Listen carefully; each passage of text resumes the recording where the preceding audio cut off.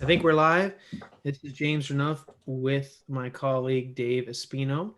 And today our topic is um, funnel hack, but don't steal. So what is that about? So first of all, what is funnel hacking? I'll give my definition of it, and then I'll let Dave give his definition of it. But the way I see funnel hacking is, so first of all, a funnel to me, the term that a lot of people are using now, basically is your sales process. So typically you have some kind of page, it's a squeeze page or a sales page, and then you might have upsells, the products that you're offering. That's what I consider to be a typical funnel. Um, and that's great for you to see what other people are doing, to get inspiration from that. Um, but that's very different than saying, okay, somebody's selling this product that they spent years potentially to come up with. Maybe they've spent 20 years in the industry to come up with a product, and then you basically do the exact same thing, the same sales page, the same messaging, the same product. In a sense, there seems to be a lot of that kind of going on right now. Now, with any industry, there are different levels of who has more morals, who's amoral, who's a quote unquote bad person. That can get subjective, and we're starting to see more and more people are in this world which was kind of a closed world in terms of the marketing community. Now we're starting to see people talk about people's methods and the quote unquote gurus and who are at the top. Now some people question what they do. So, and I think it's good to be open and transparent and have people talk about what's going on. Absolutely. Yeah. But Yeah. yeah, Dave, I just want to get your comments on that. First of all, what would you consider to be a funnel hacking? And then also, what could be some of the downside that people may not realize is going on, or that they could find themselves trapping themselves into?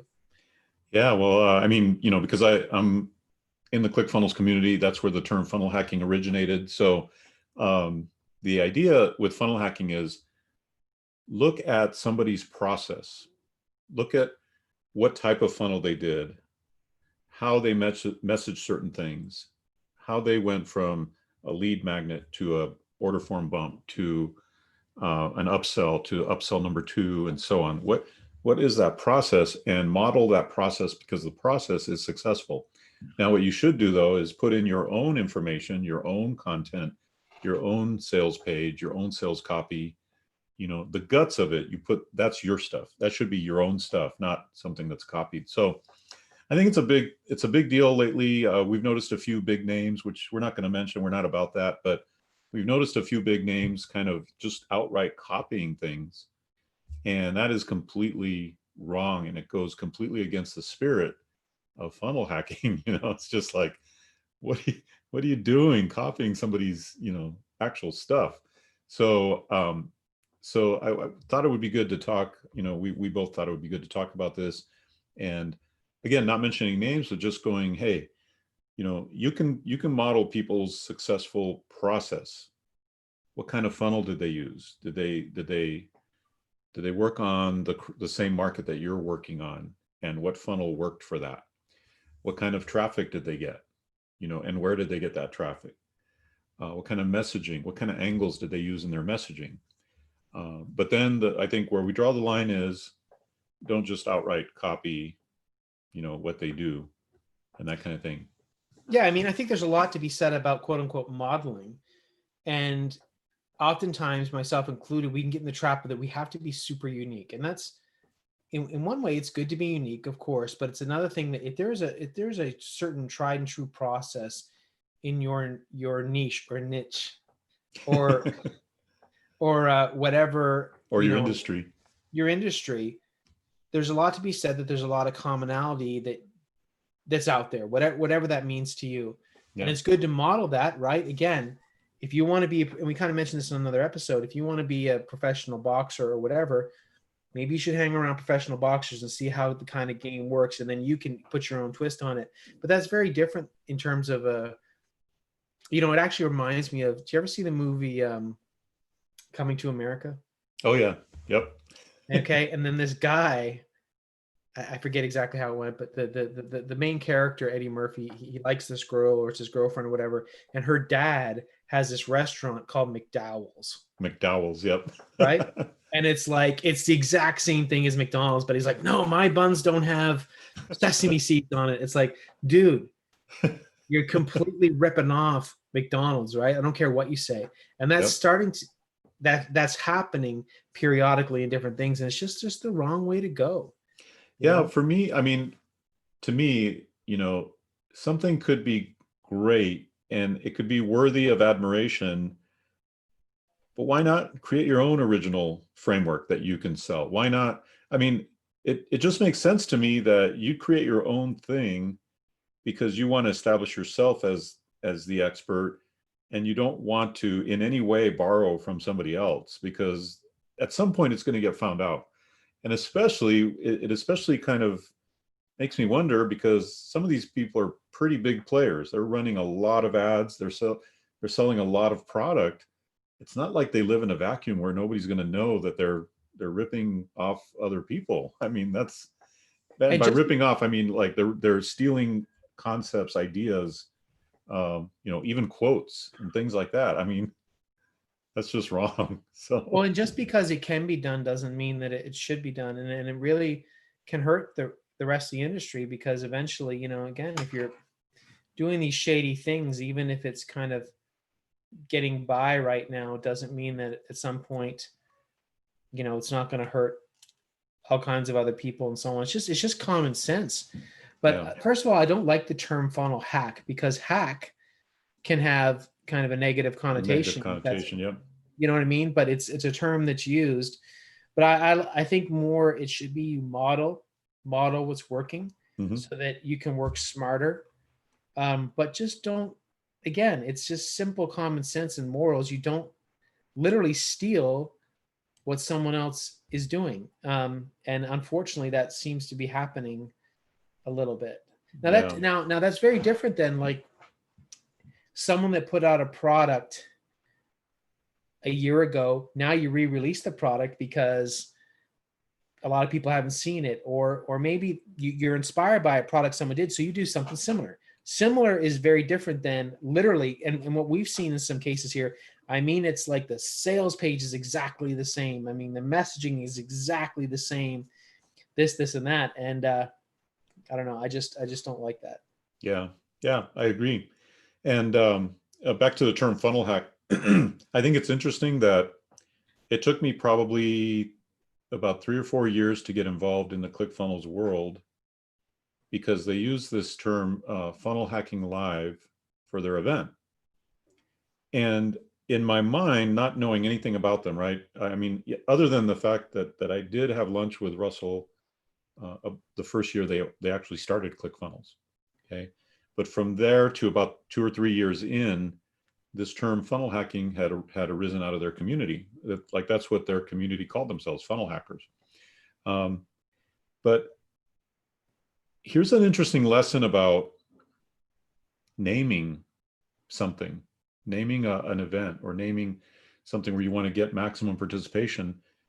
I shied away from funnel hacking live because I thought it was going to be a bunch of people on their computers, like hacking like putting funnels together. Right. You know what I mean? Like Yeah. the naming of it is so important.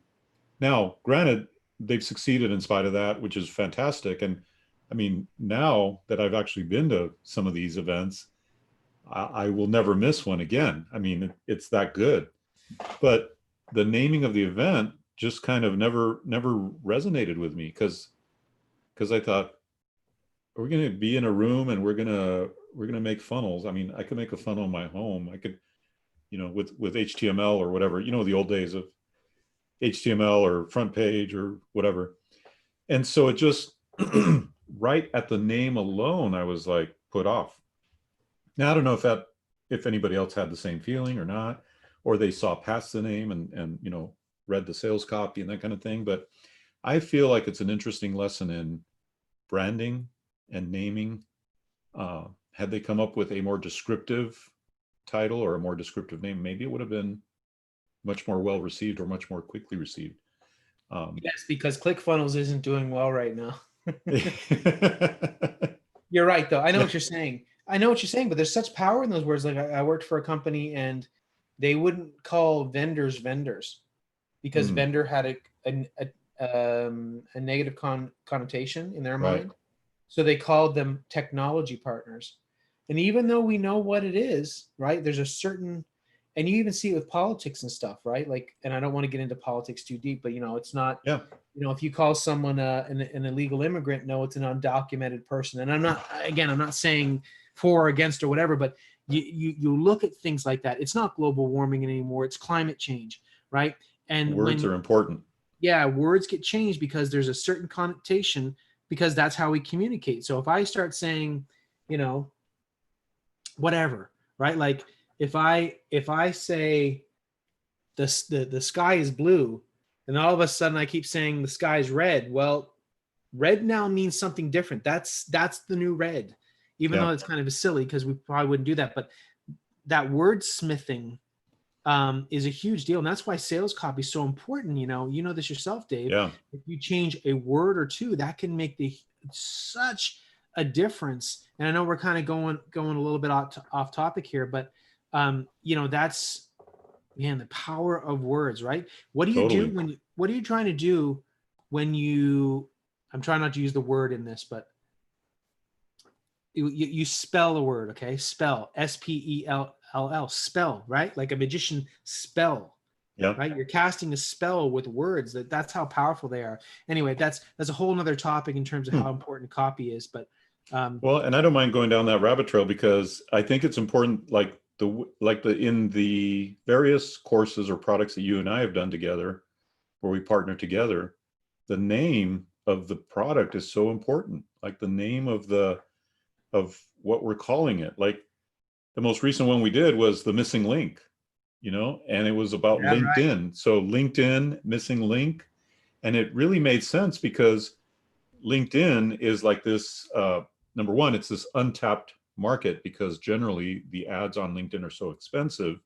It's very difficult to get a low cost ad, let alone a low cost ad that targets your perfect customer.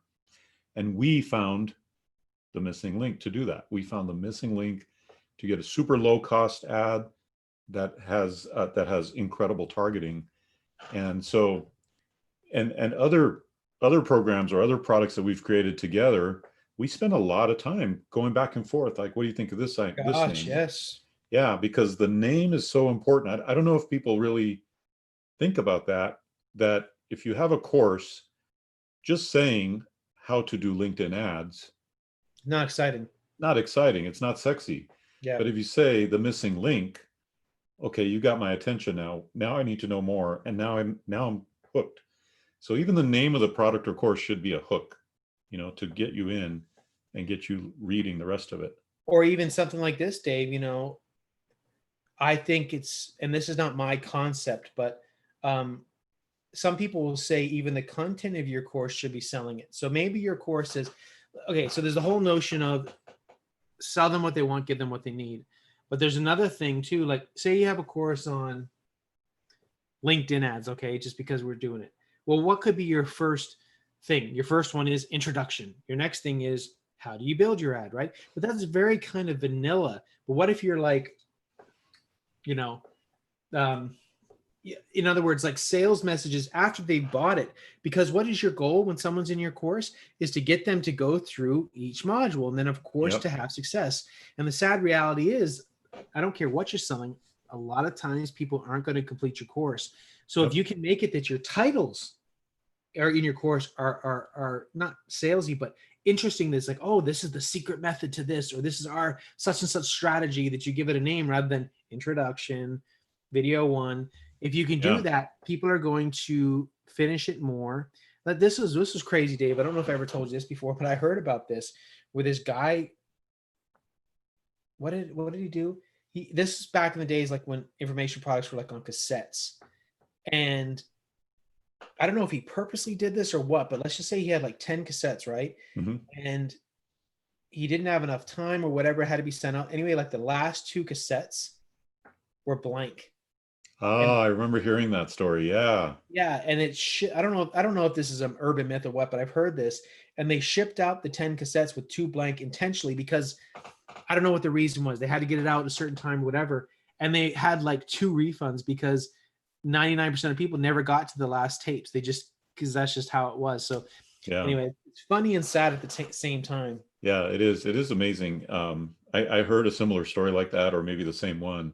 And it's true. The vast majority of people will not finish a book, will not finish a course, will not finish, just about anything really, a diet program. But I agree with you, James. It's our role to make every video exciting. And I also believe that if you're a good teacher, you encourage along the way. Like as you're like, now we're talking about creating a course, but at every video, I'm encouraging them, hey, a little later, I'm going to show you how to do this. Hey, and then in a future video here, I'm going to show you this. And so I'm always like pre-framing the cool stuff they're going to learn, because my goal is to keep them engaged and then get them the result, that they want. And even maybe in spite of themselves, right? In spite of them not having the will to go all the way through, my job is still to push them to go all the way through. And I'm one of those So, people too, Dave. I can't tell you how many books I have on my bookshelf that I haven't read. oh yeah, same here. They Yeah. look good, but I haven't read them. I'm the same way. So I'm not saying I'm above that, but it's something you should think about. What can you do to keep people going through something? Because just the nature of people, we tend not to finish things. It's just a sad reality. I think it's interesting. This conversation has evolved from funnel hack, don't steal, to naming a course, to keeping people excited within your course to achieve the result. Because in the end, that's really what we're trying to do. We're trying to transform people's lives. And we're like, everything we do, we look at it as marketers. If you were to give a course to a college professor, they would do what you just said. Introduction, here's what you're going to get. Here's how you do step A, here's how you do step B. It'd be very drab and boring. As a marketer, we know human psychology, and we want to use that to help them get a great result, help the person in the course get a great result. So yeah, I think it's awesome that the way we think is different. We as entrepreneurs, we think differently. We're about helping transformation. We're about helping people achieve the result. And so we'll even use those ninja powers of persuasion inside of a course, to do that. Absolutely. Absolutely. Well, this was a fun one tonight. We don't always get kind of diverging, but I think this was a really cool talk tonight. So Yep. let's end I like it. Yeah, next week we're going to have our first interview. So watch for that. We're going to have an interview, and we continue to expand this and what it's going to end up being. Each episode we get a little bit better, and we want to keep hearing your feedback. If you're new to this channel, of course, subscribe, click that notification button. We're here many times a week. Our goal is to be here 5 days a week. Let us know your comments. We love seeing these likes. So yeah, I wanted to share, actually, before we bail here, I wanted to share this comment that I thought was awesome, and from one of our viewers. From tonight or from a different video? From yesterday's Okay. video. Hold on, let me see if I can find it really quick. Should be here. I'm timing you, Dave. I know. Where is it? Oh shoot. We'll make one up. Make one up. Hold on, I think I've Best got it channel ever. Here it is. The content that you guys put out there is of good quality, informative, and helpful. So I don't get why so few people are watching this channel. Perhaps people in general are not that much attracted to marketing topics. I wish you all the best, hopefully better engagement. I'll certainly follow you every day, and more importantly, will do my best to apply the knowledge you share as much as possible. So I replied that thanks for the kind words. We don't mind. Every channel takes a while to catch fire, and we haven't even begun to promote it yet. So congrats on being here early. And so I take that as such a nice compliment, because she's saying this is really good information and more people should see it. So I take that as awesome. And that's our goal. Initially, when we first started this, or at least for me, my whole thing was, can Dave and I keep this up? Can Dave and I commit to this? Because we're both very busy. Yep. But we've been doing it, and I'm so excited that we've taken the time, made the effort to continue to do this, and we're enjoying it. But there is a lot of work, but we're glad to do it. And so to get the comments like that just fuels us that we know we're on the right track. And so keep those comments coming in, and we know this channel is going to grow because we're coming at it with awesome stuff, genuine content. And to us, we think that's the most valuable thing you can do is be real. Absolutely. Yeah. Absolutely. I believe that there's too much unreal, there's too much fake in the internet marketing world.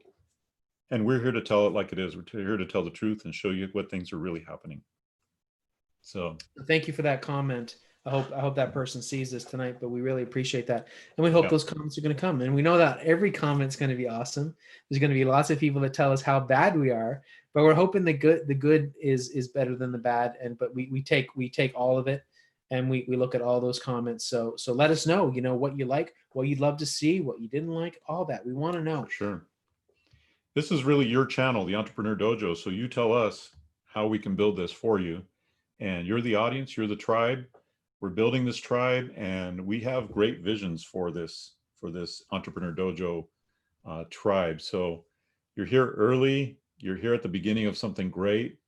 You're going to be able to look back and say, man, I remember when Dave and James were just like, they had very few people watching, and now look at this, 1,000 people watching, watching live at a time, and that kind of thing. So Yeah. so you're at the beginning of something great, and you're only going to see more awesome things unfold as we build this thing. So be sure to hit that subscribe button and get notified every time we go live. And we will see you then. Thank you. Thanks. Have a good one.